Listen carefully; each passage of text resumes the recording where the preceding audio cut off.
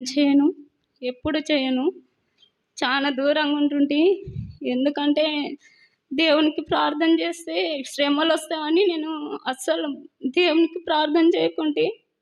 అయితే first heart attack వచ్చినప్పుడు మా ఆయనకు హాస్పిటల్ ఉన్నాడు గానీ నాకు అర్థం కాలే ఇంగ.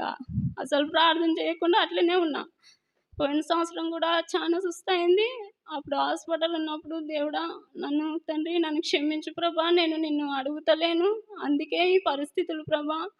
నేనేమనుకుంటుంటంటే దేవుడిని నమ్మితే శ్రమలొస్తాయి. ఎందుకు దేవుడా ఈ శ్రమలు ఊకే ఉన్నది తిని మంచిగా ఉంటే అయిపోతుంది అనుకుంటుంటి. కానీ దేవుడు కీడు చేసే దేవుడు కాదు. మేలులు చేస్తాడు. అది నమ్మలేదు నేను ఇంతవరకు. కానీ దేవుడు ఈ స్థాయిలో నన్నుంచి ప్రభువా ఎందుకు ప్రభా నన్ను వాడుకుంటున్నావు అని అర్థం చేసుకుంటున్నా. తండ్రి నా గురించి తండ్రి నా ప్రణాళిక నా మీద నీ ప్రణాళిక ఏముందో నాకు తెలియదు ప్రభువా. అయ్యా నీకే వందనాలు ప్రభా.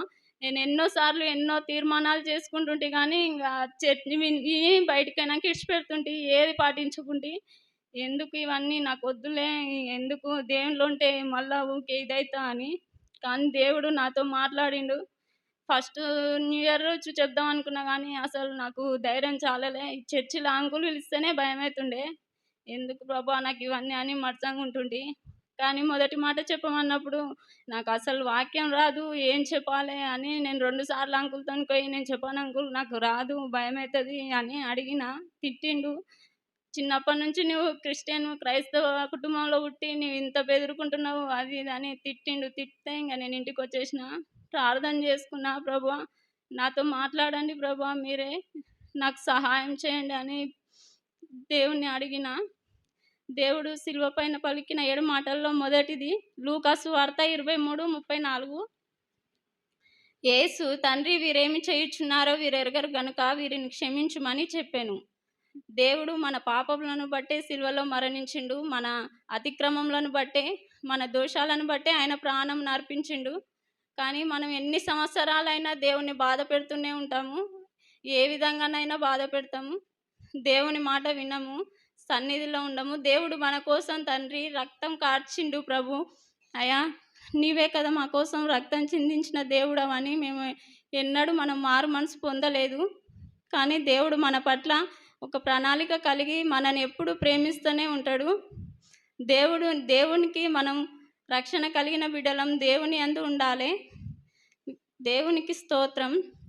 దేవునికి మనం ఎలా ఉండాలంటే మన శ్రమలలో దేవుణ్ణి ప్రార్థించాలి. శ్రమలు వచ్చినాయి కదా అని ఇడిచిపెట్టి ఉండకూడదు. శ్రమలలో దేవునికి ప్రార్థన చేయాలి. దేవుడు తండ్రి మొదటి మాటగా దేవుడు ప్రార్థన చేసిండు తండ్రికి.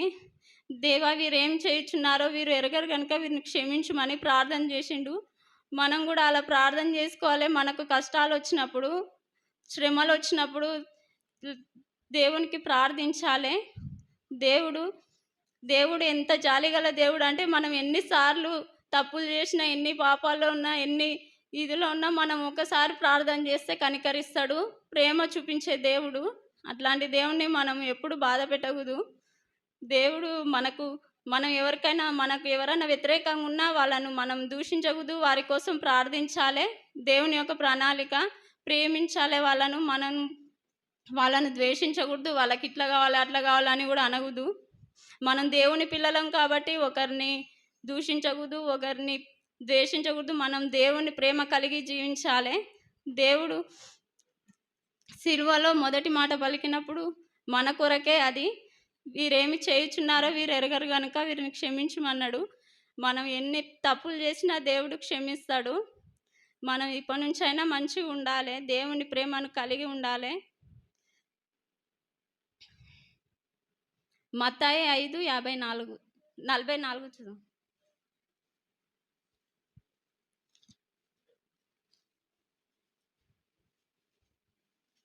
నేను మీతో చెప్పున్నది ఏమనగా మీరు పరలోకమందున్న మీ తండ్రి కుమారులై ఉండునట్లు మీ శత్రువులను ప్రేమించుడి, మిమ్మల్ని హింసించే వారి కొరకు ప్రార్థన చేయడి. మనం దేవుని బిడ్డలం కాబట్టి మనల్ని ఎవరైనా ఏమన్నా అన్నప్పుడు వాళ్ళను ద్వేషించకూడదు. వాళ్ళ గురించి ప్రార్థన చేయాలి. వాళ్ళ కోసం మనం ప్రార్థించాలి. వాళ్ళకు మేలు చేయకున్నా పర్వాలేదు కానీ కీడు చేయకూడదు. దేవుని బిడ్డలం కాబట్టి ఈ లక్షణాలు మనం కలిగి ఉండాలి. దేవుడు ఎన్ని అవమానాలు పొందినా మన గురించే ప్రార్థన చేస్తున్నాడు. ఎన్ని అవమానాలు పొందినా వీళ్ళకేం తెలవదు. వాళ్ళందరూ దేవుని యొక్క ఆశ్చర్య కార్యాలు అన్నీ చూసిన వారే. కానీ లోకస్తులతో కలిసి లోకానుసారులుగా దేవుని అవమానపరుస్తున్నారు. కానీ దేవుడు వారి పట్ల ప్రేమ కలిగి అని చెప్తున్నాడు.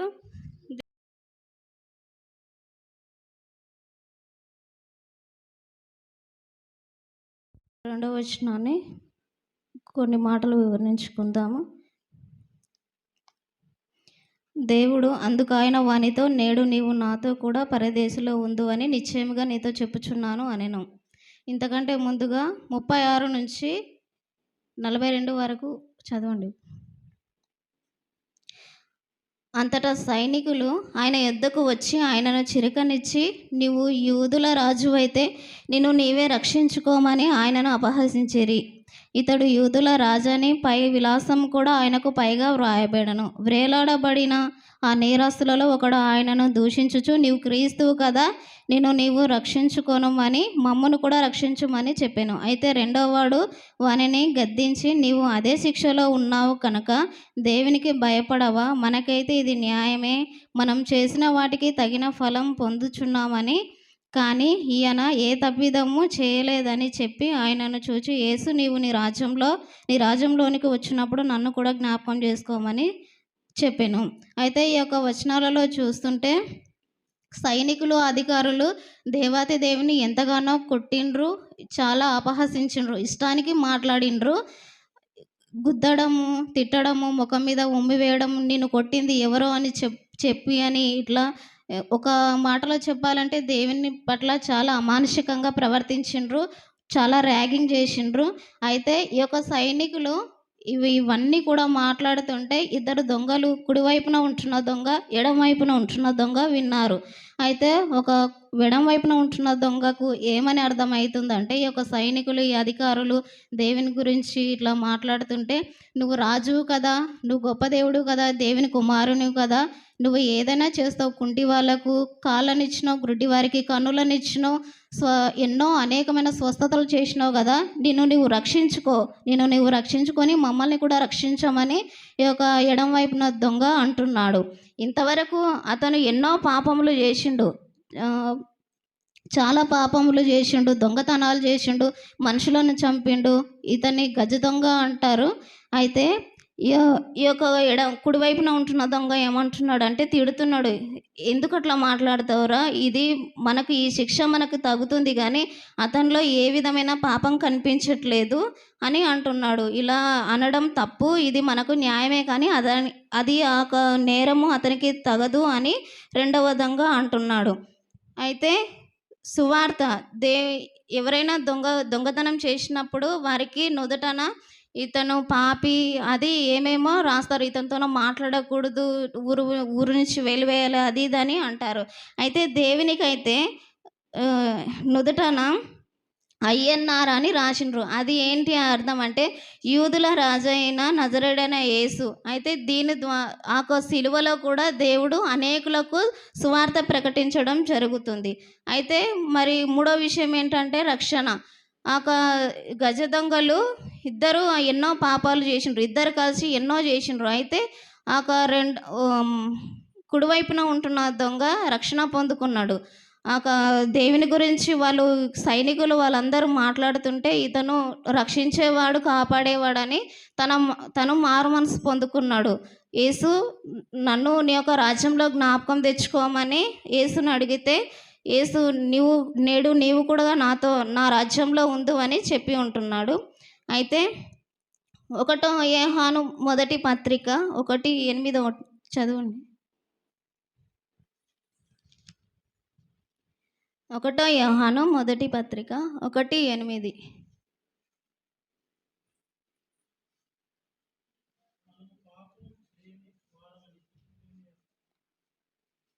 మనం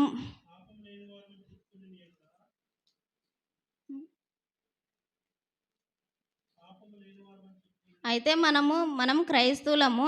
మనలో ఏ పాపం ఉండదని మనం అనుకుంటాం. మనం ప్రార్థన చేస్తాం, కానుకలు ఇస్తాం, ఎన్నో సాక్ష్యాలు చెప్తాం. కానీ మనలో ఏ విధమైన పాపం ఉండదని మనమే భ్రమపడతాం. కానీ భ్రమపడతాము. ఈ యొక్క ఎడమ వైపున ఉంటున్న దొంగ గూడా తను ఎన్నో దొంగతనాలు జేషిండు. ఎంతో మందిని చంపిండు. ఎన్నో అమానుషికంగా ప్రవర్తించిండు. చివరి క్షణాలలో ఒక ఛాన్స్ వస్తుంది కదా! దాన్ని వినియోగించుకుందామని అనుకోవట్లేదు.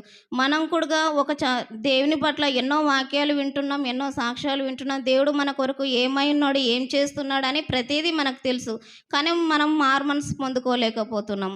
కాబట్టి మనం కూడా రెండవ దొంగలాగా మారుమనసు కలిగి ఉండాలి. తను ఎన్నో పాపాలు చేసిండు. ఆ చివరి క్షణాలలో తను మారుమనసు కలిగి ఉన్నాడు. మారుమనసు కలిగి ఉన్నందుకు దేవుని రాజ్యంలో ఉన్నాడు. ఈ దినాన మనము ఇంతమందిమి రక్షింపబడినాము. మనం రక్షింపబడి కూడా ఎన్నో సంవత్సరాలు అవుతుంది. కానీ ఎవరము రాజ్యంలో చేరుతామన్న గ్యారంటీ మనకి ఎవరికి కూడా లేదు. కానీ ఒక రెండవ దొంగ చివరి క్షణాలలో తన పాపాన్ని ఒప్పుకున్నాడు, మారు మనసు పొందుకున్నాడు, దేవుని పట్ల భయభక్తులు కలిగి ఉన్నాడు, దేవుని అడిగిండు, దేవుడు కూడా తన రాజ్యంలో జ్ఞాపకం తెచ్చుకున్నాడు. మనం కూడా ఈ దినాన మన పాపములను ఒప్పుకోవాలి. మన అవిధేయతల్ని, మా పాపదోషములన్నిటిని కూడా ఒప్పుకొని దేవుని పట్ల భయభక్తులు కలిగి మనం తీసుకుంటున్న రక్షణను బట్టి బహు జాగ్రత్త కలిగిన జీవితం జీవించాలి. అదే రీతిగా తప్పిపోయిన కుమారుడు తండ్రి యొద్ద తన ఆస్తిని తీసుకొని తన ఇష్టానికి జీవించిండు. అయితే తన ఇష్టానికి జీవించినప్పుడు, తనతో డబ్బు ఉన్నప్పుడు చుట్టూ ఉంటున్న స్నేహితులందరూ కూడా చాలా జల్సాలు చేసిండ్రు. ఆ డబ్బు అయిపోయిన తర్వాత తనను వదిలేసి వెళ్ళిండ్రు. చివరికి ఆ కుమారుడు పందుల తొట్టిలో ఉంటున్న పొట్టు దగ్గరికి వెళ్ళి ఏమేమో ఎన్నో రకాలుగా చిత్రహింసల పాలయ్యిండు. అట్లయితే తండ్రి ఆ కుమారుని విడిచిపెట్టలేదు. అదే రీతిగా దేవుడు కూడా మనల్ని ఎన్నడూ కూడా విడిచిపెట్టాడు. మనల్ని మన పాపములని క్షమించడానికి సిద్ధమైంటున్న దేవుడు మన పాపములను క్షమించి తన రాజ్యంలో జ్ఞాపకం తెచ్చుకుంటాడు. ఈ చిన్ని వాక్యం దేవుడు దీవించి ఆశీర్వదించును గాక.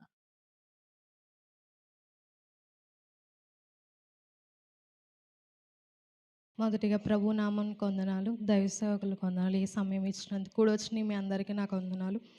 మనం 3వ మాట చదువుకున్నాం కదా, లోకాసు వార్త 19వ అధ్యాయం 26వ వచనం. యేసు తన తల్లియు తాను ప్రేమించిన శిష్యుడు దగ్గర నిల్చుండ చూచి, అమ్మా ఇదిగో నీ కుమారుడు అని తన తల్లితో చెప్పాను. తర్వాత శిష్యుని చూచి, ఇదిగో నీ తల్లి అని చెప్పాను. ఆ గడియ నుండి ఆ శిష్యుడు ఆమెను తన వెంట చేర్చుకున్నాడు.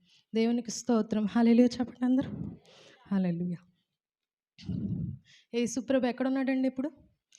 సిలువ మీద ఉన్నాడు. చాలా బాధతో ఉన్నాడు, చాలా వేదనతో ఉన్నాడు. ఆ సమయంలో ఎవరిని జ్ఞాపకం చేసుకున్నాడంట? మాట్లాడాలి. ఎవరిని జ్ఞాపకం చేసుకున్నాడు? తన తల్లిని జ్ఞాపకం చేసుకున్నాడు, తన బాధ్యతను జ్ఞాపకం చేసుకున్నాడు. మనమైతే జ్ఞాపకం చేసుకుంటున్నాం మన తల్లిదండ్రుల్ని?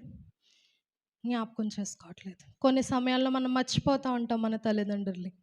కానీ దేవుడు అంత శ్రమలో, అంత బాధలో కూడా తన బాధ్యతను ఏమాత్రం మర్చిపోలేదు. యేసుప్రభుకి ఇంకా సహోదరులు ఉన్నారండి? ఉన్నారు. ఎంతమంది ఉన్నారు? మరియకి యేసుప్రభు పుట్టిన తర్వాత 4 బిడ్డలు పుట్టారు.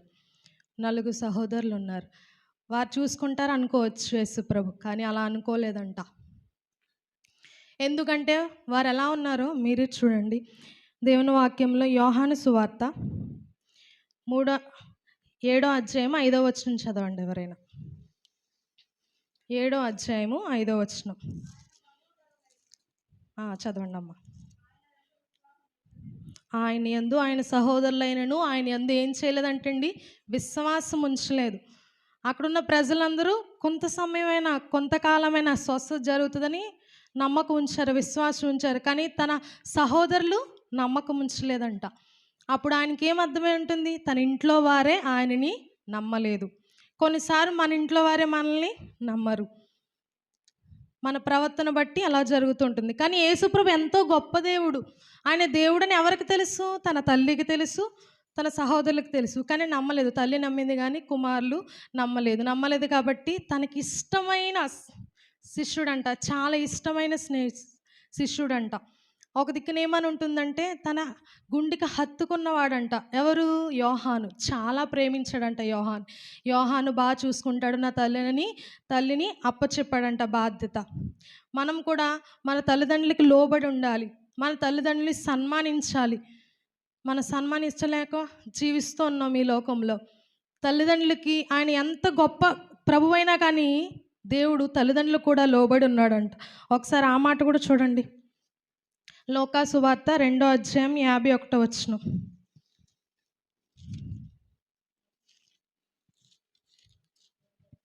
రెండు 51. చదవండి అన్న. లోబడి ఏం చేశాడంటే తల్లిదండ్రులకి లోబడి ఉన్నాడంట. ఆయన యేసు ప్రభు కదా, దేవుడు కదా, అయినా కానీ ఏంటి, ఎవరికి లోబడి ఉన్నాడండి? తల్లిదండ్రులకి లోబడి ఉన్నాడు. కానీ మనమైతే అలా లోబడి జీవించలేకపోతున్నాం. సేవకునికి లోబడలేకపోతున్నాం, ఇంటికి యజమానుడికి లోబడలేకపోతున్నాం, తల్లిదండ్రులకు లోబడలేకపోతున్నాం. లోబడి మనం జీవించాలి. యేసుప్రభు గొప్పవాడే, దేవుడే, అయినా కానీ ఎవరికి లోబడ్డాడంట? తండ్రికి లోబడ్డాడు. ఆజ్ఞల్లో ఒక ఆజ్ఞ కూడా ఉంది కదా, నీ తల్లిదండ్రులని సన్మానించాలి. సన్మానించినప్పుడు ఎలా చేస్తాడు దేవుడు? దీర్ఘాయుష్ని ఇస్తాడంట. మనకి మంచి ఆయుష్ని ఇస్తాడు. మన దీర్ఘాయుష్మంతులు అవ్వాలంటే మనం ఏం చేయాలి? మన తల్లిదండ్రులని సన్మానించాలి. అంత వేదనలో కూడా ఎంతగా జ్ఞాపకం చేసుకున్నాడు. తన బాధ్యతని ఏమాత్రం విడిచిపెట్టలేదు. తల్లి, ఇదిగో నీ కుమారుడు, ఇదిగో నీ తల్లి అని ఇద్దరికి కూడా చెప్పాడు.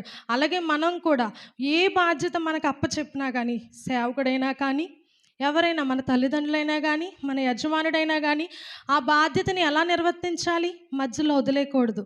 దాన్ని సంపూర్తి చేయాలి. సంపూర్తి చేసినప్పుడు ఎవరు సంతోషిస్తారు? దేవుడు సంతోషిస్తాడు, సంఘం సంతోషిస్తుంది, సేవకుడు సంతోషిస్తాడు. కాబట్టి మనము అలాగా జీవించాలి. అలాగే మనకి యోసేపు గురించి తెలుసు కదా. యోసేపు అన్నలందరూ ఏం చేశారు? యోసేపుని త్రోసివేశారు, విడిచిపెట్టేశారు. చాలా ప్రేమించాడు తండ్రి యాకోబు. ప్రేమించాడు కదా, చిన్నవాడు చాలా ప్రేమించాడు. కానీ యోసేపుని ఎవరు విడిచిపెట్టలేదు? దేవుడు విడిచిపెట్టలేదు. ఎలా చేశాడు? ప్రధానమంత్రిగా చేశాడు. కానీ ఎవరిని విడిచిపెట్టాడు దేవుడు? ఎవరు అన్యాయస్తులుగా ఉన్నారో వాళ్ళని విడిచిపెట్టాడు. ఆ దేశం అంతా కరువు వచ్చింది. కానీ ఐగుప్తులో ఏముంది? సంపద ఉంది, సంతోషం ఉంది. అప్పుడు మరలా తిరిగి వాళ్ళ సహోదరులు ఎవరి దగ్గర తీసుకొచ్చాడు?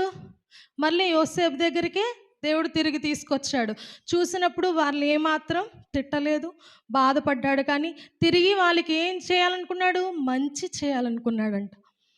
చెడు ఎప్పుడు చేయాలనుకోలేదు. అలాగే వీళ్ళు విశ్వాసం ఉంచలేదు. వాళ్ళ సహోదరులు విశ్వాసం ఉంచకపోయినా కానీ ఎప్పుడు చెడుగా అనుకోలేదంటే యేసుప్రభు, నా సహోదరులు ఇలాగా నా మీద విశ్వాసం ఉంచలేదని. చాలా మంచి ప్రేమ అయింది. మనమైతే ఒక మాట మన సహోదరు వినకపోతే కొడతాం, లేకపోతే మనసులో తప్పుగా మాట్లాడుకుంటాం. కానీ దేవుడైతే అలాంటి మనిషి కాదు. మనము కూడా, యోసేపు కూడా తన సహోదరుల మీద ఏమాత్రం కోపం పెట్టుకోలేదు. తన తండ్రిని ముదిమి వయసులో ఏం చేశాడంట? చూసుకున్నాడు. ఆయన వచ్చేయండి మీరందరూ, నేను ఎక్కడ, నా కోసం ముందుగా నన్ను సిద్ధపరిచాడు, ఇక్కడ నన్ను సిద్ధపరిచాడు కాబట్టి మీరందరూ ఇక్కడికి వచ్చి నాతో పాటు సమృద్ధిని అనుభవించమని చెప్పాడు. జ్ఞాపకం చేసుకున్నాడు.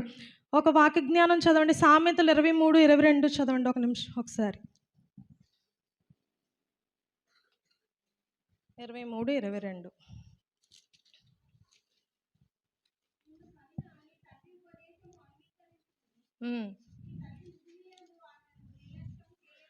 తల్లి ముదిమంది ఏం చేయకూడదంట? నిర్లక్ష్యం చేయకూడదు.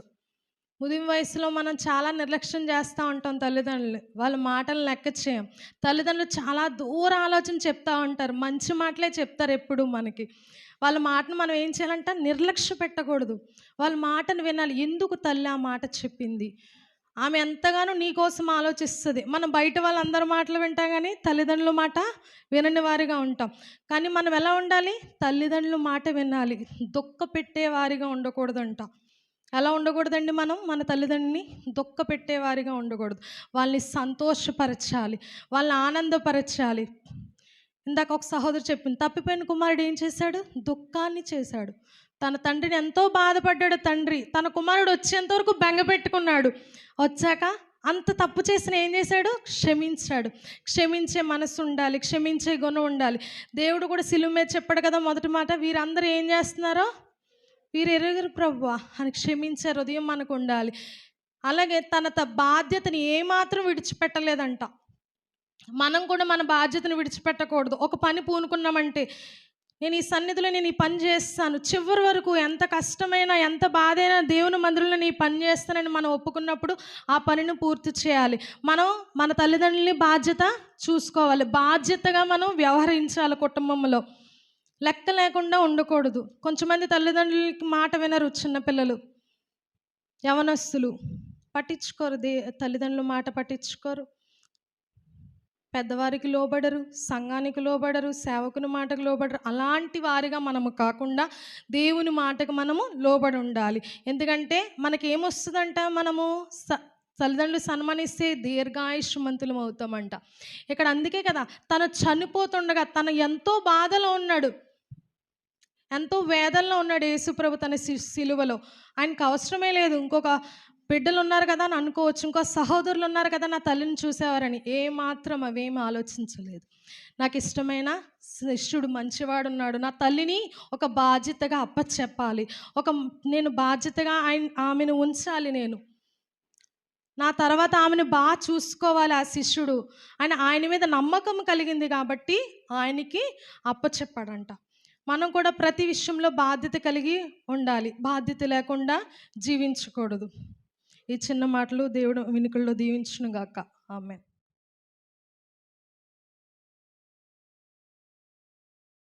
కూడి వచ్చిన సంఘానికి మొట్టమొదటిగా దైవ సేవకునికి నా హృదయపూర్వక ధన్యవాదాలు.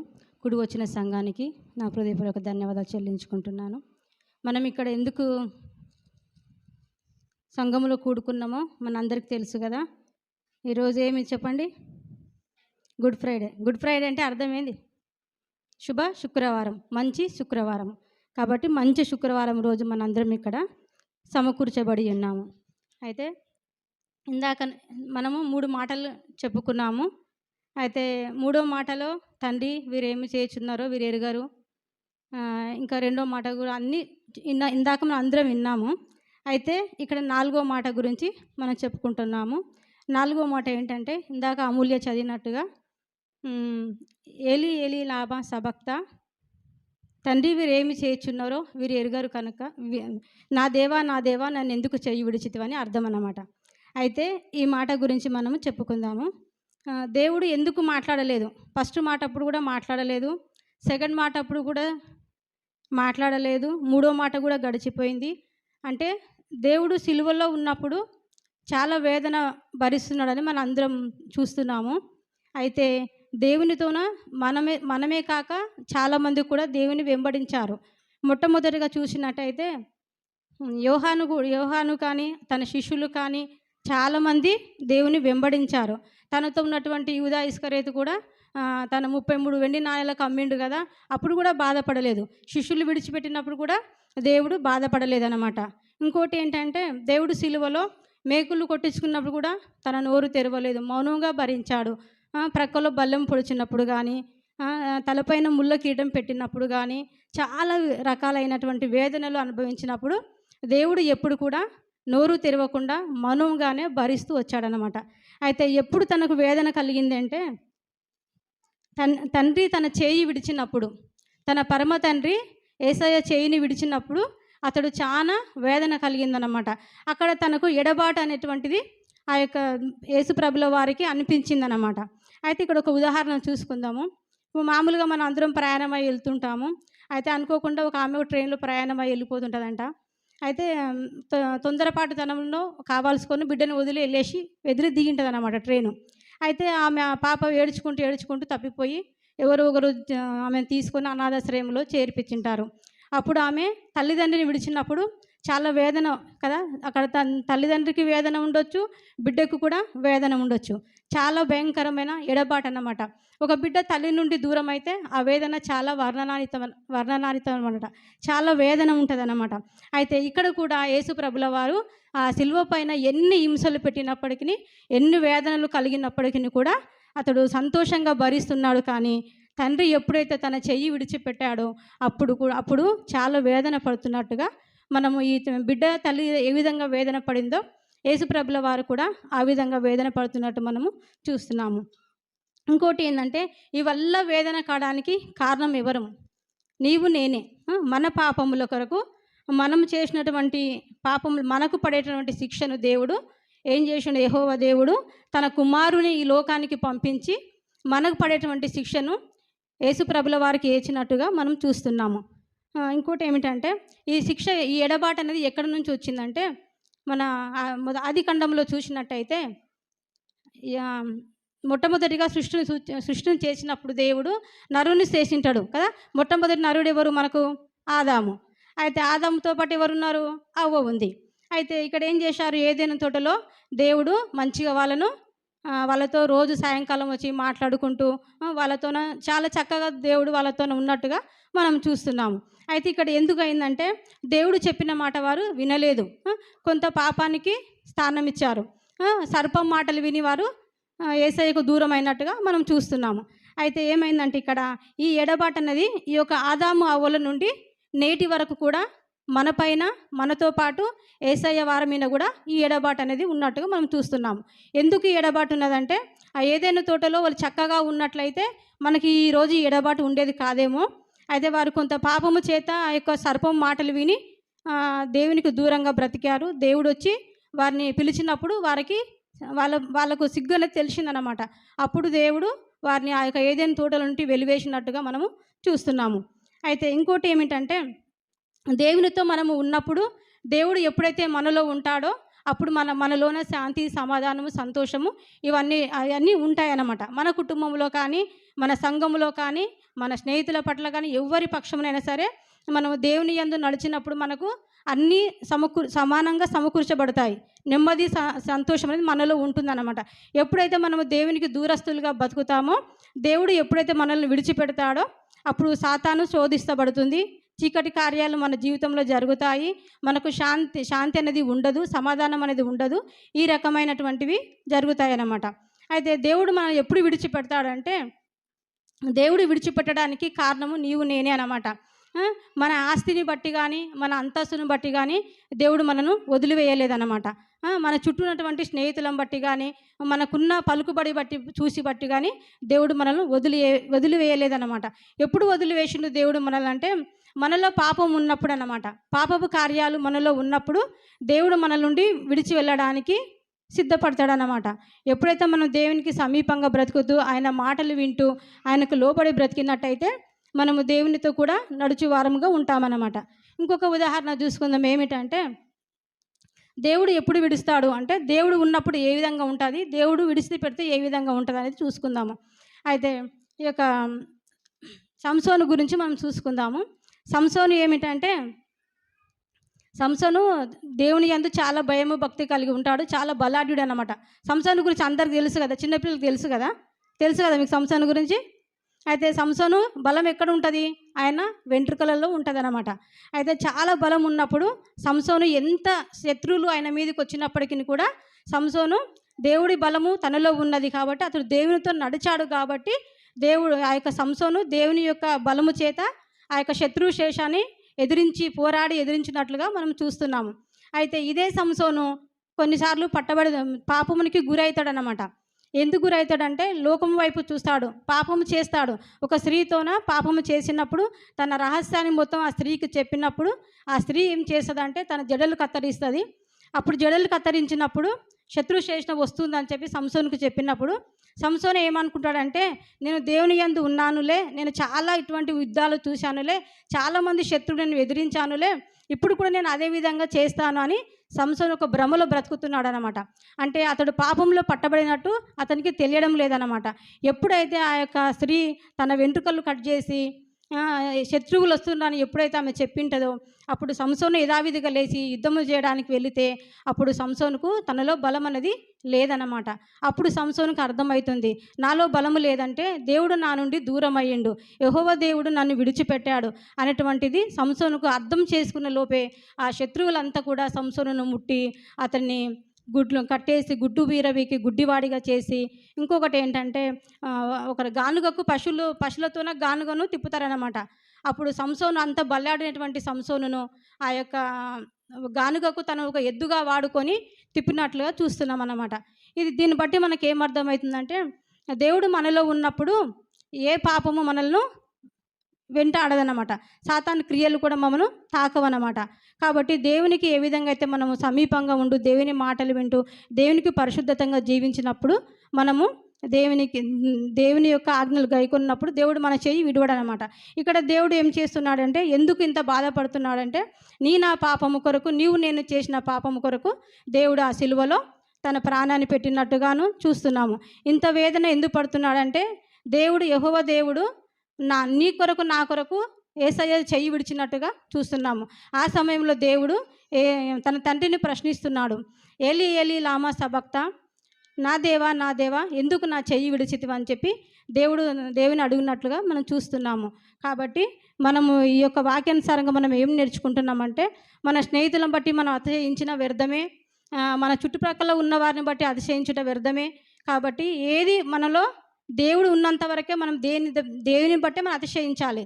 దేవుడు లేకుంటే మనం ఏమి కూడా చేయలేమని ఈ యొక్క వాక్యం తెలియజేస్తుంది.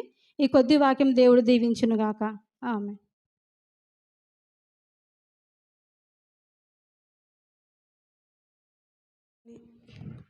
నాకు ఇచ్చిన ఈ సమయాన్ని దేవాది దేవుడు ఈ సమయం నాకు అందించినందుకు దేవాదేవునికి ఎంతగానో నా హృదయపూర్వకమైన వందనాలు తెలియజేస్తున్నాను.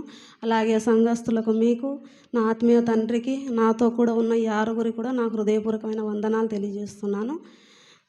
దేవుడు సిలువలో పలికిన 5వ మాట యోహాను సువార్త 19:28 ఎవరైనా చదివినట్లయితే,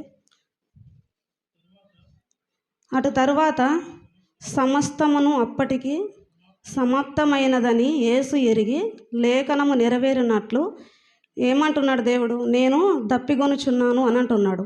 అంటే ప్రభుల వారికి తెలిసిపోయింది సమస్తము అప్పటికి సమాప్తమైనదని యేసుకు తెలిసిపోయింది.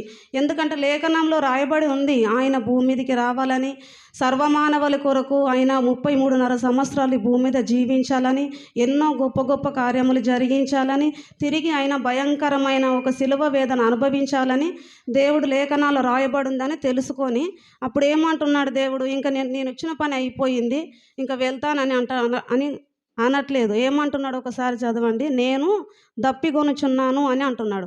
ఏంటా దాహము? ఆ దేవాది దేవుడు మనం ఈ యొక్క పరిశుద్ధ గ్రంథంలో చూసినట్లయితే మనం ఎన్నోసార్లు చదువుకున్నాము, ఇప్పుడు చదవాల్సిన అవసరం లేదు. అరణ్యంలో హాగరుకు నీటి బుగ్గను ఇచ్చిన దేవుడు, తన దాహంతో ఉన్నదని ఎరిగి నీరిచ్చిన దేవుడు. అలాగే సంసోను ఫిలిస్తీన్ల దేశంలో ఉండి యుద్ధం చేస్తుండగా 1000 మందితో తన గాడిద దవడతో యుద్ధం చేస్తుండగా తన 1000 మందిని అప్పటికే చంపేశాడు. ఇంకా చాలామంది శత్రువులు వస్తుంటే ప్రభువుకు ఒక మొర పెట్టుకున్నాడు, ఏమని, ప్రభువా నాకు చాలా దాహంగా ఉంది, ఇంకా శత్రువులు వస్తున్నారు, వారితో నేను యుద్ధం చేయాలి, నాకు దాహం కావాలి ప్రభు అన్నప్పుడు అక్కడికక్కడ దేవుడు నీటి బుగ్గని ఇచ్చాడు సంసోనుకు. అలాగే మోషే ఇశ్రాయేలీయులను ఐగుప్తు నుంచి కానానుకు నడిపిస్తుండగా వారు భయంకరమైన దాహం వేసినప్పుడు మోషతో మాట్లాడినప్పుడు ప్రభు అంటాడు, మోషే నువ్వు ఆ బండను కొట్టు అని అంటాడు. దేవాది దేవుని మాటకు లోబడి దైవజనుడు ఆ బండను కొట్టగా అక్కడ వారికి కొన్ని లక్షలాది మందికి నీరు సమృద్ధిగా దొరికింది. అలాంటి గొప్ప కార్యములు చేయగలిగిన దేవుడు ఎందుకు దప్పికొనుచున్నాడు? ఎవరైనా నీళ్ళు ఇస్తే తాగి ఇక్కడే ఉండిపోదామని కాదు, తన దాహం ఏంటి, తన ఆకలి ఏంటో ప్రభుల వారు నేను దప్పికొనుచున్నాను అనే మాటకు అర్థం ఏంటంటే, చాలామంది ఆయన దాహం ఉన్నాడేమో అని చాలామంది అనుకుంటాము. అయితే ఇక్కడ యెషయా గ్రంథము 41:19 అధ్యాయం ఎవరైనా చదవండి. ఇంకా దేవుడు ఏమేమి చేయగలిగాడో ఈ భూమి మీద అవన్నీ చదివిన తర్వాత ఆయన దాహం ఏమై ఉన్నదో నేను మీతో చెప్పాలని ఆశపడుతున్నాను. యెషయా 41:19 చెట్లు లేని మెట్టల మీద నేను నదులను పారజేసేదను, లోయల మధ్యను ఉపకదేశం అరణ్యమును నీటి మడుగగాను, ఎండిన నేలను నీటి బుగ్గగాను చేసేదని అంటున్నాడు. ఎవరంటున్నారు ఈ మాట? దేవాది దేవుడు అంటున్నాడు. హల్లెలూయా, హల్లెలూయా. కొంచెం నాకు సపోర్ట్ చేయి. అయితే దేవాది దేవుడు ఇవన్నీ చేయగలిగిన దేవుడు ఎందుకు తప్పికొనుచున్నాడు? ఒకసారి మనం ఆలోచించాలి. ఆయన దాహం ఏమై ఉన్నదంటే, ఆయనకు కావలసిన దాహము ఏమై ఉన్నదంటే, ఇంకా చదువుతాను. దావీదు భక్తుడు అంటున్నాడు, కీర్తనల గ్రంథము 104:27, ఆయన చేసిన గొప్ప కార్యములను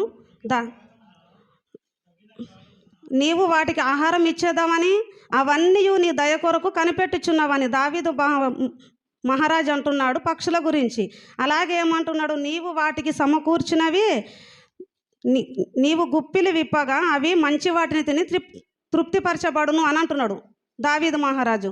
పక్షులను పోషిస్తున్నాడు. అలాగే చాలామంది యుద్ధంలో మన సంసోన్ గారిని యుద్ధంలో కాపాడాడు, హాగరును కనుగొన్నాడు, ఇశ్రాయేలు ప్రజలను కనుగొన్నాడు. అలాగే ఇదే దావీదు భక్తుడు అంటున్నాడు 100వ కీర్తన 3లో, యెహోవా దేవుడని తెలుసుకునడి, ఆయనే మనలను పుట్టించను, మనము ఆయన వారము, మనము ఆయన ప్రజలము, ఆయన మేపు గొర్రెలం అంటున్నాడు. మనుషులను ఆయననే పుట్టించాడని అంటున్నాడు దావీదు మహారాజు.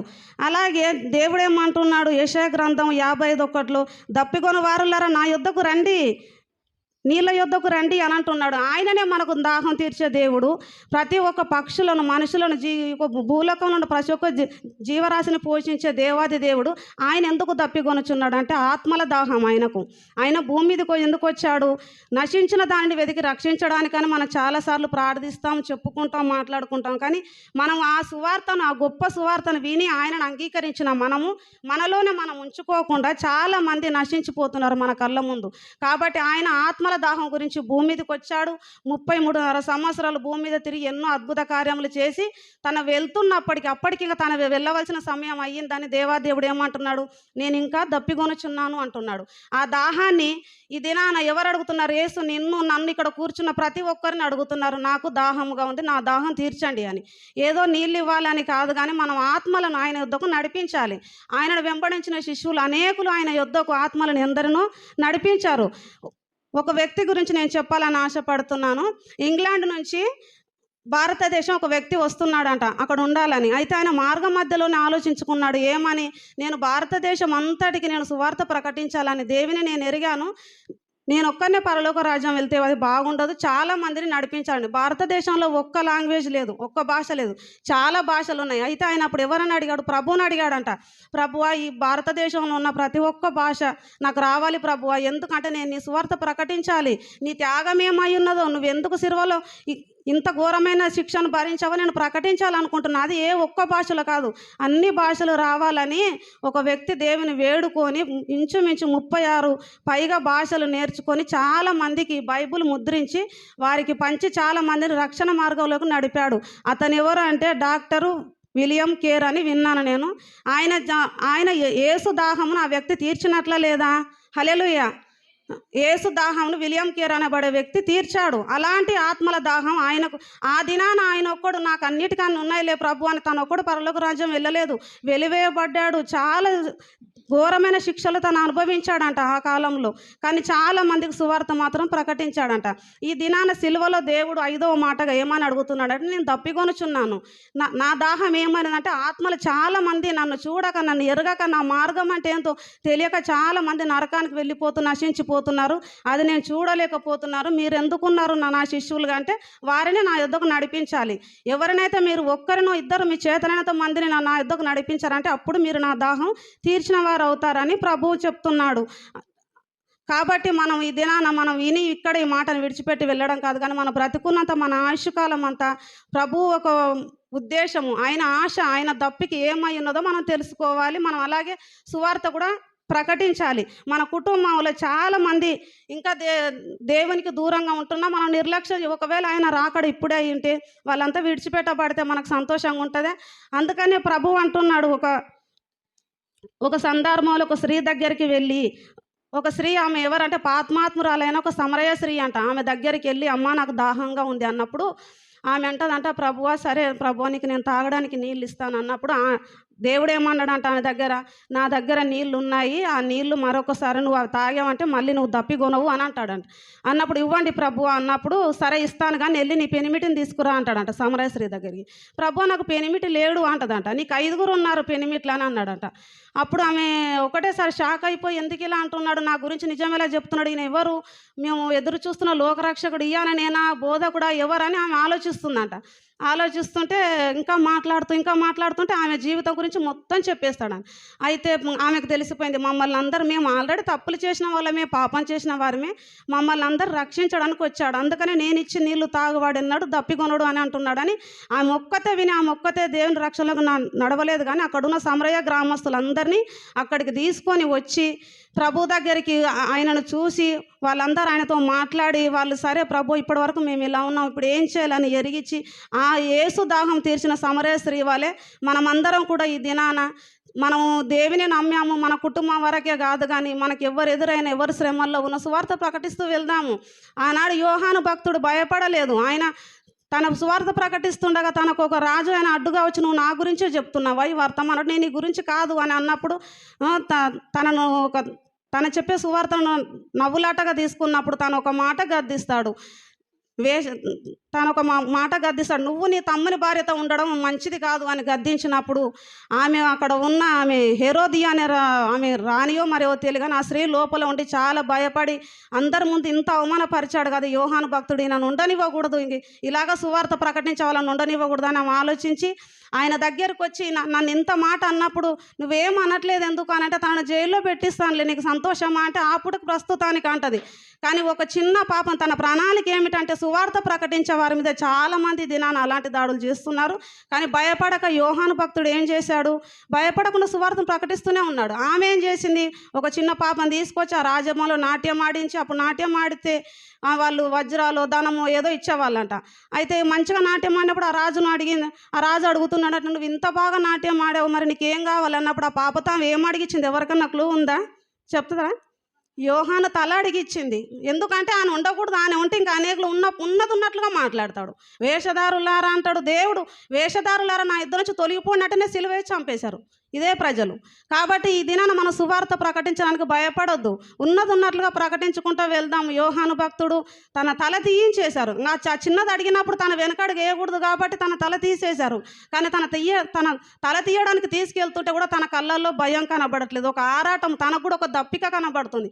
కాబట్టి మన కోసం పోరాడిన మన పితరులు కానీ మన దేవాది దేవుడు కానీ ఏమిటి వాళ్ళ దాహం, మనకు కూడా చాలా దాహాలు ఉంటాయి. ఏంటి అది, డబ్బు దాహం, బంగారం దాహం, ఇంకా ఏదో సంపాదించాలని. ఈ దాహం కాదు మనకు ఉండాల్సింది, ఆత్మల దాహం. ఎంతమంది ఆయనను ఎరగకుండా నరకానికి వెళ్ళిపోతూ ఈ శ్రమలను తట్టుకోలేక ఆత్మహత్యలు చేస్తూ ఘోరంగా చనిపోతుంటే వాళ్ళని చూస్తూ మేమైతే మంచి దేవుని నమ్ముకున్నాము, మేము చనిపోతే మాకు పరలోక రాజ్యం ఉందని మనం ఇక్కడ ఆగకుండా మనకు ఆయుష్ ఉన్నంత వరకు దేవుడు నేను దప్పికొనుచున్నాను నీ పట్ల, ఇక్కడ కూర్చున్న నీ పట్ల నా పట్ల దప్పికొనుచున్నానంటే ఆయన నీళ్ళు అడగట్లేదు, ఆత్మలు తీసుకురండి నా దగ్గరికి. ఎందరో నశించిపోతున్న వాళ్ళు ఉన్నారు, అనేకమైన ఆత్మలు నా యుద్ధకు నడిపించాలంటాడు.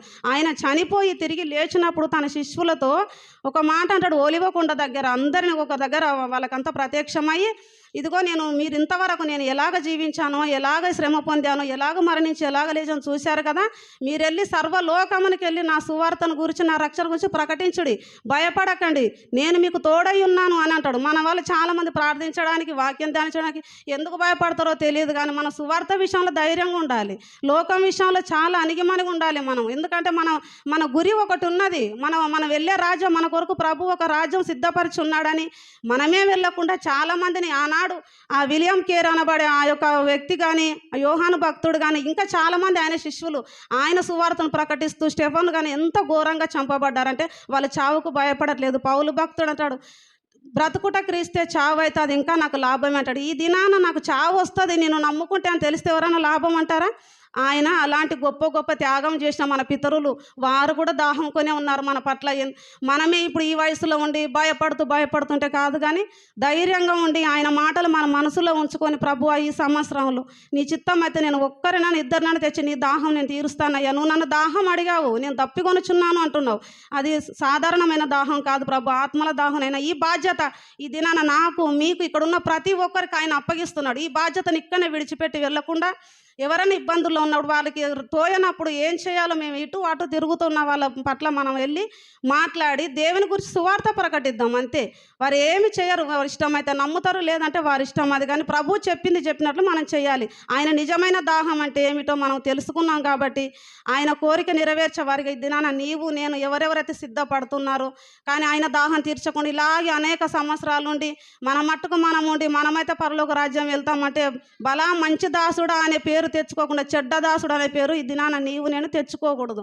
మనం ఎందుకున్నాం ఈ భూలోకంలో అంటే ఆత్మల దాహం ఒకటే. నీకేమన్నా కోరిక ఉందంటే అరే వీళ్ళు ఇట్లా నశించిపోతున్నారు, వీళ్ళు ఇట్లా అయిపోతున్నారు, ఇలాంటి వాటిని ఆరాధిస్తున్నారు, ఏంటి ఈ పరిస్థితి అని మనం వారి గురించి అంచగాని ఈ సంవత్సరంలో పెద్ద ఇల్లు కట్టుకోవాలనుంది, నాకు కొంత బంగారు కొనాలనుంది, ఏదో పెద్దగా ఉండాలన్నది, ఈ కోరికలు మన నోట్లో మాత్రం ముఖ్యంగా ఉండదు. మనం ఇక్కడ ఆగిపోకుండా చాలామంది ఆనాడు ఆయన విలియం కేర్ గారు ఎంతగా త్యాగం చేశాడు. రాత్రి పగులనక 36 భాషలు నేర్చుకొని ఎందరికో సువార్తను ప్రకటించి వాళ్ళు దేవుని గురించి మరణించారు కదా. మనకు ఇక్కడున్న కొద్దిపాటి ఈ ఆయుష్ కోసం ఏదేదో ఈ లోకం కోసం పరిగెడుతూ నరకానికి వెళ్ళుట కంటే ఆయన సువార్తను ప్రకటిస్తూ ఆయన నిజమైన దాహం తీర్చేవారికి దినాన నీవు నేను ఉండాలని దేవుని మాటలు దీవించి ఆశీర్వదించబడును గాక.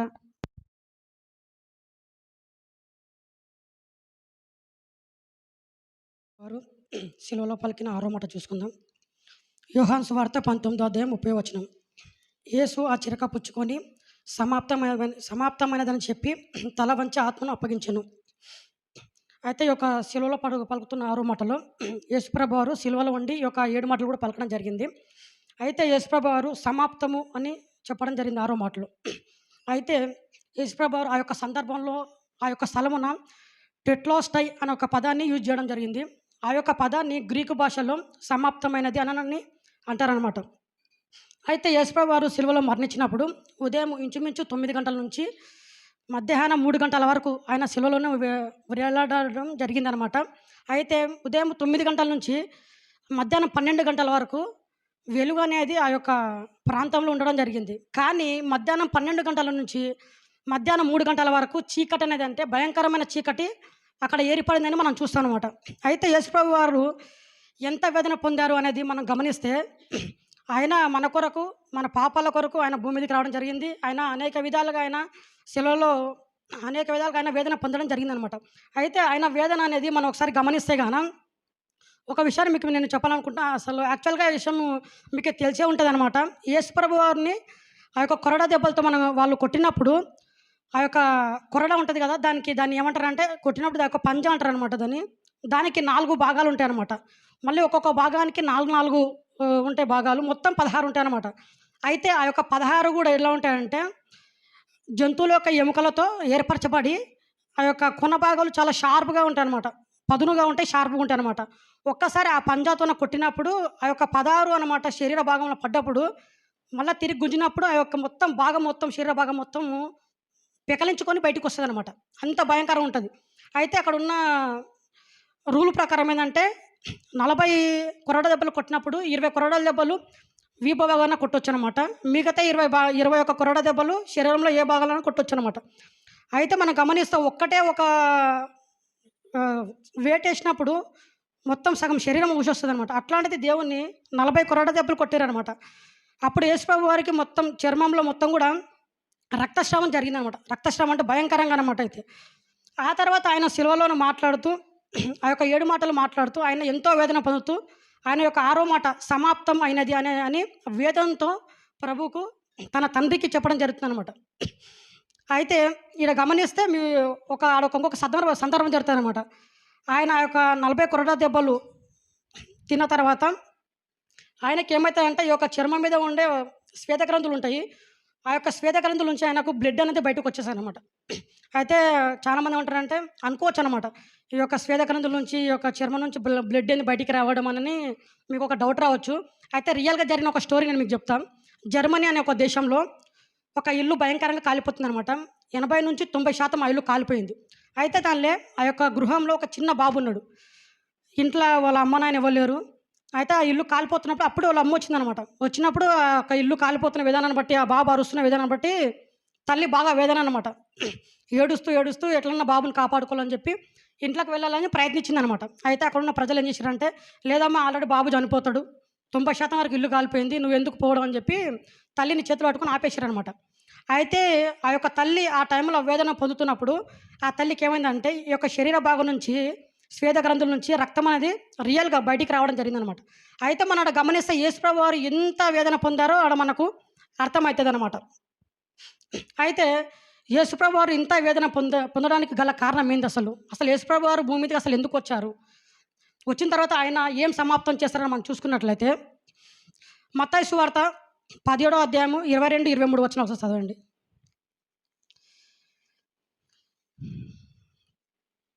మత్తయి సువార్త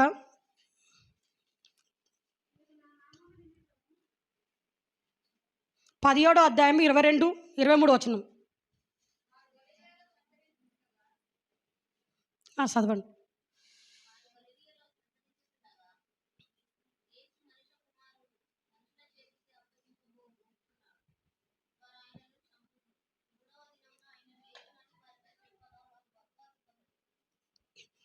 అయితే యేసుప్రభు వారు భూమి మీదకి రావడానికి ఒక కారణం ఏంటంటే ఆయన మరణించడానికి రావడం జరిగిందనమాట. అయితే యేసుప్రభు వారు మత్తయి సువార్త 17వ అధ్యాయం 22-23 వచనంలో చెప్తుంటాడు. అదేవిధంగా మత్తయి సువార్త 26వ అధ్యాయము ఆ యొక్క అధ్యాయంలో కూడా ఆయన 46వ వచనంలో కూడా ఆయన చెప్పడం జరుగుతుంది అనమాట. అంటే శిష్యులతో అంటాడు అనమాట, నేను మరణించడానికే భూమి మీదకి వచ్చానని ఆయన వివరించడం జరిగిందనమాట. అయితే రెండో విధంగా కూడా ఆయన ఎందుకు భూమి మీదకి వచ్చాడంటే మత్తయి సువార్త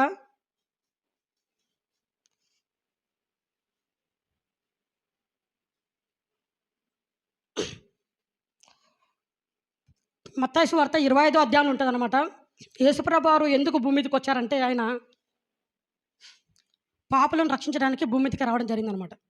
ఒకటేమో ఆయన మరణించడానికి రావడం జరిగితే, రెండోది ఏమో ఆయన ఏమైందంటే నశించిపోతున్న పాపులను ఆయన రక్షించడానికి భూమి మీదకి రావడం జరిగిందనమాట. అదేవిధంగా మూడో విధంగా ఆయన ఎందుకు వచ్చాడంటే రుణాన్ని చెల్లించడానికి ఆయన రావడం జరిగింది.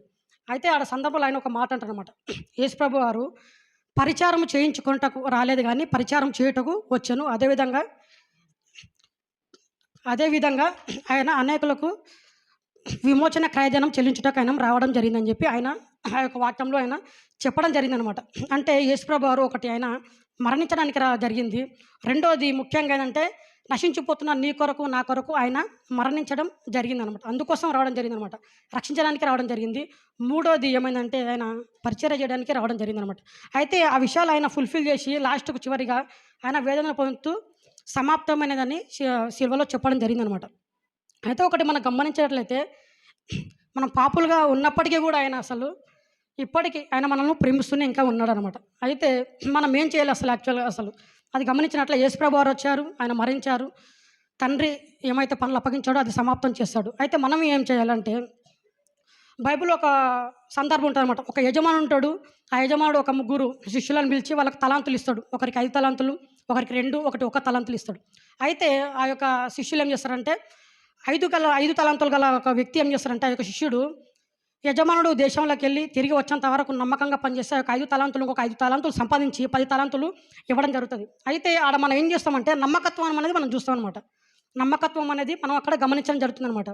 అయితే యేసుప్రభు వారు ఏం చెప్తున్నారంటే మనము భూమి మీద ఉన్న మనం ఏం చేయాలంటే నమ్మకంగా జీవించాలి. ఇంకోటి గర్వాన్ని అహంకారాన్ని మనం ఎప్పుడైతే విడిచిపెడతామో దేవునికి మనం అప్పుడే ఇష్టానుసారంగా మనం ఉంటాం అనమాట.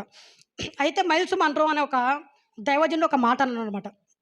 మైల్స్ మన్రో అనే ఒక దైవజనుడు ఒక మాట అన్నాడు, do not die old but die in the అని అనమాట. మళ్ళీ ఒకసారి చెప్తా, do not die old but die in the అన్నారన్నమాట. అయితే దీన్ని తెలుగులో ఏమంటారంటే వృద్ధాప్యంతో చనిపోవద్దు కానీ ఖాళీగా చనిపోవాలంట. వృద్ధాప్యంతో చనిపోవద్దు కానీ ఖాళీగా చనిపోవాలి. చాలామంది అంటారు ఖాళీగా చనిపోవాలంటే అసలు ఏంది, అకౌంట్లో ఉన్న డబ్బులు కానీ ఇంట్లో ఉన్న డబ్బులు మొత్తం ఖర్చు చేయాలా, లేకుంటే ఇంట్లో ఉన్న సామాన్ మొత్తం కానీ అమ్మేసేయాలని చనిపోవాలండి అని చాలామంది అంటారు. కానీ ఆయన అన్న మాట ఏంటంటే ఆయన ఆ మాట అసలు ఎందుకన్నాడు, ఖాళీగా చనిపోవాలని అసలు ఆయన ఎందుకన్నాడంటే దేవుడు ఒక మనిషిని పుట్టించిన తర్వాత, దేవుడు ఒక మనిషిని ఎన్నుకున్న తర్వాత ప్రతి ఒక్కరికి ఒక్కొక్క ఉద్దేశంతో ఆయన పుట్టించి ఉన్నాడు. అదేవిధంగా ప్రతి ఒక్కరికి ఒక్కొక్క టాలెంట్స్ తలాంతులు దేవుడు ఇచ్చున్నాడు అనమాట. కొంతమందికి ఆరాధన చేసే తలాంతు కానీ, కొంతమందికి వాక్యం చెప్పే తలాంతు, వాక్యం చదివే తలాంతు, ఇన్స్ట్రుమెంట్స్ వాయిద్యాలు వాయించే తలాంతులు, డ్రాయింగ్ ఇలాంటివి ఇస్తారనమాట. అయితే ఆయన అన్నది ఏంటంటే దేవుడు మనకు ఏ అయితే తలాంతులతో మనం పుట్టించాడో ఆ తలాంతులు సంపూర్ణంగా ఉపయోగించి మనం ఖాళీగా చనిపోవాలని చెప్పి ఆ యొక్క దైవజనుడు చెప్పడం జరిగింది. అయితే ఒక శాస్త్రవేత్త ఒక మాట అన్నమాట, ఏమన్నాడంటే ప్రపంచంలో గొప్పది లేదా శ్రేష్టమైనది ఏమిటో మీకు తెలుసా అని చెప్పి ఆయన సౌత్ ఆఫ్రికాలో ఉండే బంగారు గనులు కాదు, అదేవిధంగా గల్ఫ్ దేశాల్లో ఉండే ఆయిల్ కాదు, కానీ సమాధులు అని ఆయన చెప్పడం జరిగిందనమాట. సమాధులు అని ఆయన ఎందుకు చెప్పడం జరిగిందంటే చాలామంది మనం మరణిస్తున్న వారు ఎట్లున్నారంటే దేవుడు మనకిచ్చిన తలాంతులు ఉపయోగించకుండానే మరణిస్తున్నాం అనమాట. ఆ యొక్క వ్యక్తి ఆ యొక్క తలాంతులు ఉపయోగించడం లేదు కాబట్టి తీసుకుపోయి అదే విధంగా అతన్ని ఆ యొక్క సమాధిలో మనం పెట్టడం జరుగుతుందన్నమాట. అయితే మనం ఏ విధంగా ఉన్నామంటే ప్రస్తుతం సమాధులను సంతోషపెట్టే విధంగా మనం ఉంటున్నాం అనమాట. కాబట్టి ఆ యొక్క దైవజనుడు ఎందుకు ఆ మాట అన్నాడంటే మనకున్న తలాంతులు మనకున్న టాలెంట్స్ అనేటివి దేవుని కోసం దేవుడు ఏ ఉద్దేశంతో అయితే మనకిచ్చాడో అవి మన భూమి మీద ఉన్నప్పుడు దేవుని కొరకు మనము ఉపయోగించాలన్నమాట.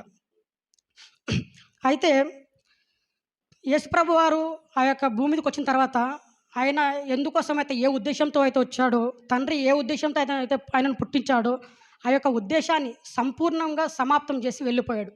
నీవు నేను కూడా దేవుడు మనల్ని ఏ ఉద్దేశంతో అయితే పుట్టించాడో ఆయన మనకు ఏవైతే తలాంతులు ఇచ్చాడో ఆ యొక్క తలాంతులు సంపూర్ణంగా మనం ఉపయోగించి ఆయన కొరకు ఉపయోగించి మరణించినట్లయితే మన యొక్క జీవితానికి అర్థం అనేది ఉంటుంది. ఈ యొక్క చిన్ని వాక్యాన్ని లేదా కొద్ది వాక్యాన్ని దేవుడు దీవించుగాక. ఆమేన్.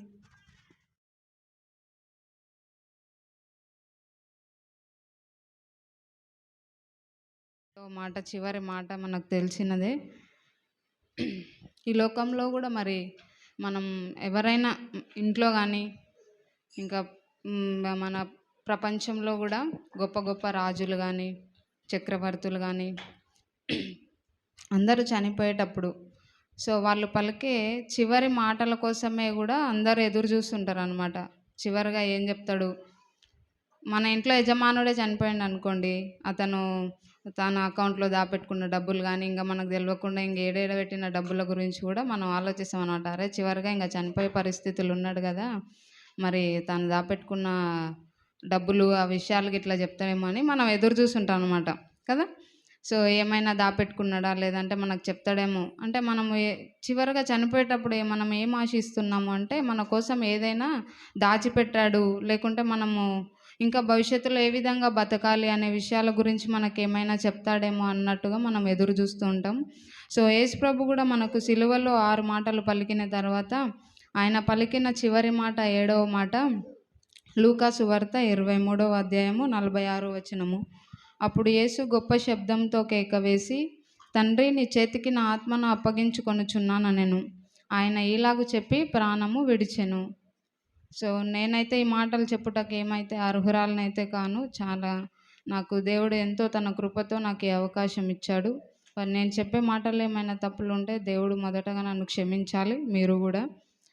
సో నేనేం చెప్పాలనుకున్నానంటే దేవుడు మరి పలికిన 7వ మాట గురించి మనం మాట్లాడుకోవడం కంటే ముందు కూడా యేసుప్రభు పొందిన ఆ యొక్క భయంకరమైన శిక్ష లేకుంటే ఆయన పొందిన శ్రమలు ఒక్కసారి మనము జ్ఞాపకం తెచ్చుకుంటే అసలు మనకు అనిపిస్తుంది అనమాట. మన కళ్ళ ముందే మన పిల్లలకు కానీ లేదంటే ఎవరైనా బయట వాళ్ళకి యాక్సిడెంట్ అయ్యి వాళ్ళు లేవలేని పరిస్థితుల్లో లేదంటే వాళ్ళకు భయంకరమైన దెబ్బలు తగిలి వాళ్ళు పడిపోయి ఉంటేనే మనం ఎంతగా బాధపడతాం. అయ్యో ఎవరో ఆ మనిషికి అంత దెబ్బలు తగిలినాయి అని బాధపడతాం.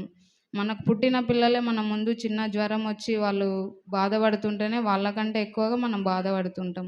అరే జ్వరం ఎప్పుడు తగ్గిపోతుందో అన్నట్లుగా ఆలోచిస్తాం. కాబట్టి మనం ఒక్కసారి యేసుప్రభు మన కోసం ఏ విధంగా ఎటువంటి పరిస్థితుల్లో ఆయన మరణించాడు, ఆయన పొందిన ఆ యొక్క హింస బాధ అవన్నీ కూడా మనం జ్ఞాపకం తెచ్చుకుంటే ఆయన యొక్క ప్రేమ ఎలాంటిది అనేది మనం అర్థం చేసుకోగలుగుతాం. మరి యేసుప్రభుకు తీర్చిన తీర్పు కానీ సో అవన్నీ ఆయన ఏ తప్పుదము చేయలేదు, కానీ అందరూ కూడా అన్యాయపు తీర్పు తీర్చిండ్రు ఆయన కోసం.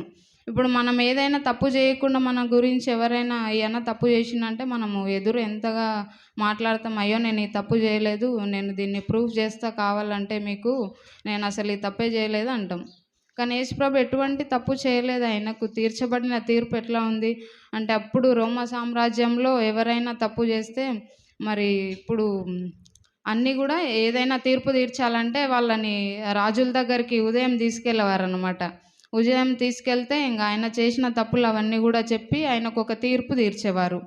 కానీ మన ప్రభు అయిన యేసుక్రీస్తుకు ఉదయము తీర్పు అనేది తీర్చలేదు. ఆయనను రాత్రులు ఆ గెత్సేమనే తోటలో పట్టుకొని తీసుకెళ్ళి మరి రాత్రులే ఆయనకు అందరూ కూడా తీర్పు తీర్చిండ్రు అనమాట. మరి ఆ తీర్పు సరి అయినదా అంటే కాదు, అది ఒక అన్యాయపు తీర్పు ఆయనకు తీర్చిండ్రు. అంటే ఒక మనిషి ఇప్పుడు ఉదయం పూట తీర్పు తీరుస్తామంటే వాళ్ళకి తప్పు చేసిండ్రో లేదో అనే విధంగా ఉంటుంది. కానీ మరి యేసుప్రభు ఎటువంటి తప్పు చేయలేదు. ఈ విషయం బయట ఎవరికి తెలియకూడదు.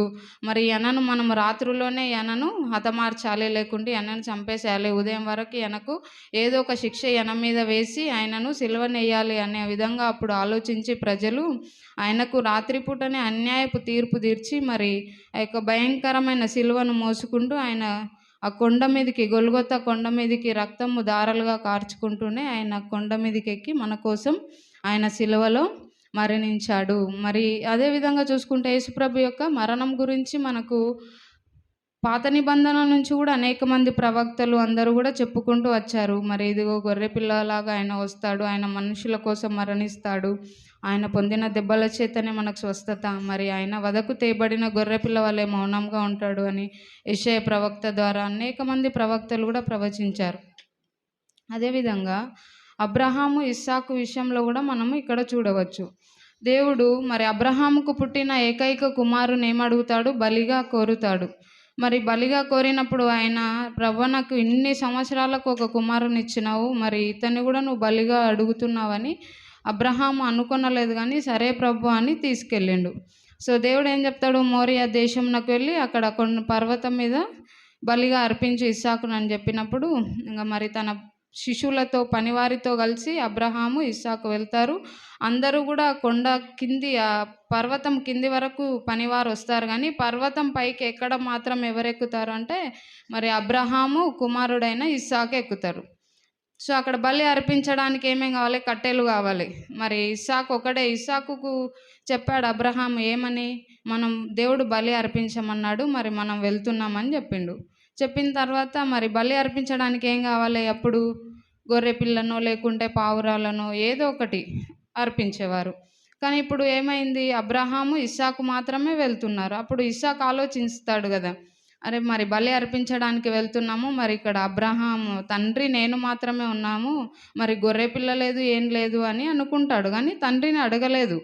సరే వాళ్ళు వెళ్తున్నారు. మరి ఆ కట్టెలు ఇంకా చాలా వృద్ధుడు అబ్రహాము, వృద్ధాప్యంలో దేవుడు సంతానం ఇచ్చాడు. ఆ కట్టెలు మోయడానికి కూడా మరి అబ్రహాముకు చేత కాదు. మరి ఇస్సాకే ఆ యొక్క బలి అర్పించడానికి, ఆ బలి అర్పించడం అంటే ఆ కట్టెలు ఎంత బరువైనవి ఉంటాయి. పెద్దగా ఇస్సాకు పడుకొని అతని మీద కప్పి మంట మొత్తం వచ్చేంత వరకు అంటే ఎంత బరువైన కట్టెలు ఇస్సాకు ఒక్కడే మోస్తుండనమాట. మోసి పై వరకు ఆ కొండలు అంటే చిన్న చిన్న, అప్పుడు పెద్ద పర్వతాలు అవి, అక్కడి వరకు కూడా ఇస్సాకు ఒక్కడే మోస్తూ పైకి తీసుకెళ్తాడు. సో ఎక్కడైతే మరి ఇస్సాకును బలిగా అర్పించిన పర్వతం మీదనే మరి మన ప్రభు అయిన యేసుక్రీస్తు ఇక్కడ గొల్గొతా కొండ మీద ఆయన తన యొక్క రక్తాన్ని కార్చాడు. అక్కడ ఏమైంది? ఇస్సాకును బలి అర్పించడానికి అన్నీ సిద్ధం చేసిన తర్వాత అబ్రహాము కత్తి ఎత్తి ఇస్సాకును చంపడానికి పోతున్నప్పుడు దేవుని దూత ఆగు అబ్రహామా అని చెప్పి అక్కడ ఒక పొదల్లో ఒక పొట్టేలును చూపిస్తుంది. అంటే అక్కడ ఇస్సాకుకు బదులు గొర్రెపిల్ల, ఆ పొట్టేలు పిల్ల అర్పించబడింది. కానీ మరి యేసు ప్రభువుకు ప్రతిగా ఈ లోకంలో ఏ దేవుడైనా ఉన్నాడా? మరి ఆయన తప్ప వేరొకరు మన కోసం రక్తం కార్చడానికి, ఆయన ఒక్కడే కనుక ఈ ప్రపంచంలో, లేకుంటే ఈ లోకంలో ఉన్న పరిశుద్ధమైన దేవుడు ఆయన ఒక్కడే. కాబట్టి మరి యేసు ప్రభువుకు ప్రతిగా ఎవరు కూడా మన కోసము రక్తము కార్చలేదు. మరి ఎంతోమంది దేవుళ్ళు ఉన్నారు ఈ లోకంలో. మరి ఏ ఒక్కరైనా మనుషుల కోసం, యేసు ప్రభు తర్వాత ఎవరైనా మేము కూడా మనుషుల కోసం రక్తం కారుస్తాం, మేము కూడా హింసలు పొందుతాం, మేము కూడా దేవుళ్ళమే అని ఎవరైనా చేశారా? ఎవరు కూడా చేయలేదు ఆ త్యాగాన్ని. మరి యేసుప్రభు ఒక్కడే నిజమైన దేవుడు కనుక ఆయన మనందరి కోసము తన యొక్క రక్తాన్ని సిలువలో కార్చాడు. ఎన్నో శ్రమలు, ఇబ్బందులు ఆయన మన కోసము పొందాడు. మరి ఉదయం 9 గంటల నుంచి ఆయనను సిలువను వేస్తే మధ్యాహ్నం 3 గంటల వరకు కూడా ఆయన ఆ భయంకరమైన బాధను అనుభవిస్తున్నాడు. మనకేదైనా చిన్న గాయం అయితేనే మనము హాస్పిటల్కి వెళ్తాము, అది ఎంత తొందరగా తగ్గాలన్నట్లుగా ప్రయత్నం చేస్తాం. కానీ ఆయన ఆ బాధను భరిస్తూనే మరి మనల్ని ప్రేమిస్తున్నాడు. ఆ సిలువలో ప్రేమిస్తూనే ఆయన పలికిన 7వ మాట, అప్పుడు యేసు గొప్ప శబ్దంతో కేక వేసి, తండ్రి నీ చేతికి నా ఆత్మను అప్పగించుకొనుచున్నాను నేను, ఆయన ఇలాగ చెప్పి ప్రాణం విడిచెను. దీంట్లో మొదటి మాట ఏంటంటే ఆయన ఆత్మను తండ్రికి అప్పగించుకొనుచున్నాను అన్నాడు మొదటి మాట. రెండవది ఏం చేసిండు? ఇలాగ చెప్పి ఆయన ప్రాణము విడిచెను. సో మొదటిది ఏంటి? ఆయన తండ్రికి ఆత్మను అప్పగించుకున్నాడు.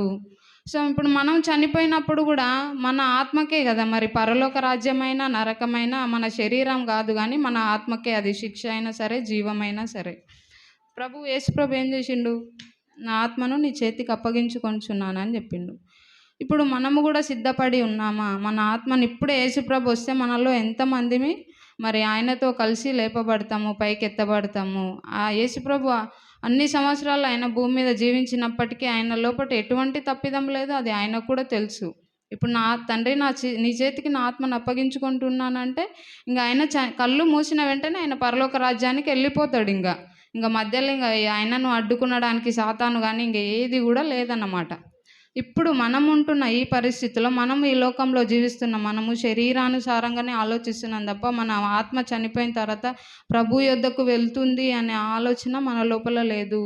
మనం ఎటైనా సరే ఈ లోకంలో బతుకుతున్న మనము సరేలే ఎప్పుడో కదా ఇంకా చివరి దశలో మనం నమ్మకంగా ఉందాము, చనిపోయే ముందర ఉందాం అన్నట్లుగా ఆలోచిస్తే అది చాలా తప్పు. ఎందుకంటే మన మరణం ఎప్పుడు వస్తుందో మనకే తెలియదు, దేవుడు ఎప్పుడు వస్తాడో కూడా మనకు తెలియదు. కాబట్టి మన ఆత్మను లోకానుసారంగా మనం లోక ఆశలకు మనం ప్రేరేపించకుండా మన ఆత్మను దేవుని కోసం మనము అప్పగించుకునే వారిగా ఉండాలి. మనం ప్రభు ఇప్పుడు నువ్వు వస్తే నేను ఇప్పుడు చనిపోయినా సరే నేను పరలోక రాజ్యం వెళ్తా అనే ఆ యొక్క నమ్మకం మనకందరికీ కూడా ఉండాలి. రెండవది ఏంటి? ఇలాగ చెప్పి ఆయన ప్రాణం విడిచిండు. మనకు ప్రాణం విడవడం అంటే చాలామంది కూడా దేవుని కోసం తన ప్రాణాలను అర్పించిండ్రు. యేసుప్రభు కోసం వాళ్ళు హతసాక్షులుగా మారిండ్రు. ఇప్పుడు 12 మంది శిష్యులు కూడా దేవుని కోసమే హతసాక్షులైనరు. వాళ్ళెవరు వాళ్ళంతటా వాళ్ళు చనిపోలేదు, దేవుని కోసం వాళ్ళు తమ ప్రాణాలను అర్పించిండ్రు. ఇప్పుడు జీవిస్తున్న మనం ఎట్లుంటామంటే ఇంకా యేసుప్రభు గురించి మనం అటు కాకుండా ఇటు కాకుండా ఉండమన్నమాట. ఇప్పుడు సంఘానికి వస్తాం కానీ మళ్ళీ కొన్ని విషయాల్లో మనం ఎట్లా ఆలోచిస్తాము, అరే ఇది చేస్తే ఇది రాదు కదా మనకు, ఈ లోకంలో జీవిస్తున్నాం మనము ఇంకా యేసుప్రభు పేరుకు మాత్రమే అట్లా ఉంటాం కానీ కొన్ని విషయాలు మనం ఇంకా లోకానుసారంగానే మిగిలిపోతున్నాం. కాబట్టి మనం ఏ స్థితిలో ఉండాలి అని అంటే ప్రభు కొరకు మనం ప్రాణాలు అర్పించే వారిగా ఉండాలన్నమాట. సరే ఏదైతే ఏది, మేము యేసుప్రభు కోసమే నిలబడతాం, చంపేశారా చంపేయండి, మేము ఉంటే అట్లాగే ఉంటాం లేదంటే ఉండము అన్నట్లుగా మనం జీవించాలని యేసుప్రభు కోరుకుంటున్నాడు. సో కాబట్టి మన ఆత్మను దేవునికి అప్పగించే వారిగా ఉండాలి. ఆయన వస్తున్నాడు, లేకుంటే మనం ఏ క్షణాన చనిపోతామో మనకే తెలియదు. అయినా సరే మన ఆత్మ పరలోక రాజ్యానికి చేరాలి, అంత పరిశుద్ధంగా మనము జీవించాలని ఆయన కోరుకుంటున్నాడు. అదేవిధంగా మన ప్రాణాలు లేకుంటే మనం జీవిస్తున్న ఈ లోకంలో మన ప్రాణాలు ప్రభు కోసమే మనం ఇచ్చేవారిగా జీవించాలి.